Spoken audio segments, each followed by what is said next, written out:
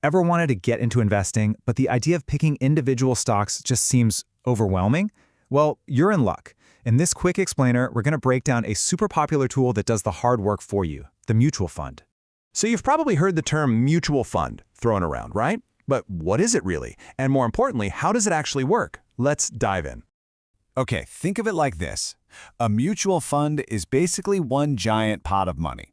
A whole bunch of people, just like you, all chip in their cash together. It's kind of like a big financial potluck.